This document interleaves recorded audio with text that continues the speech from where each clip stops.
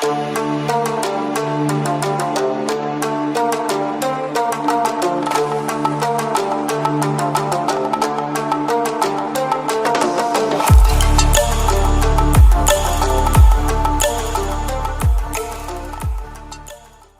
iyo bisha 10aad 31keeda waa October 31st 2020.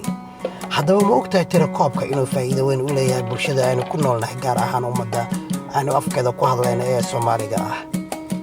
haddaba sanadkani waxaa ku jiro tirakoobka inaad dooran kartid qowmiyadda aad ka soo jeedid, sababtoo ah qowmiyad walba sanad walba waa lagu soo daraa, balse sanadkan waxaa zaa'id ku ah qowmiyadaha ay ka mid yihiin Soomaalida.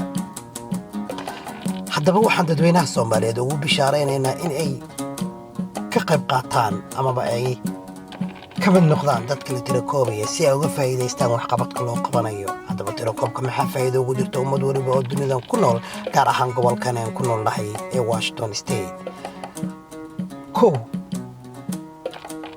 waxaad helaysaa waxbarashadaada in la siyaadiyo lacagta ay heli lahayd. 2 xagga caafimaadka. 3 guriyeynta amaba deegaanka aad degan tahay. 4 sharciga oo aad waxyaabo badan ka heli kartid si in la bedelo ama lagu daro. taasi waxay ku tusaysaa haddii aad ka qayb qaadatid tirakoobkaaga inaad helaysid intaasoo idin, balse haddii aadan ka qayb qaadan waxaasoo idin way kaa maqnaanayaan.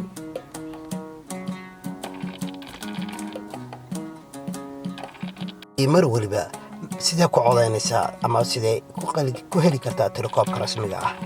waxaad gelaysaa website-ka hoos ku qoran, annagoo kugu soo diyaarinayno hadba nooca rabtid. waxaase kaloo lagugu bishaaraynaya inaad heli kartid luuqad allaale luuqadda aad ku hadashid ay ka mid tahay afka Soomaaliga. ha ilaawina dadweynow, go online, click and submit it. waa less than 10 minutes. 10 question, 10 minutes. Thank you very much. waa mahadsantahay dhammaantiin.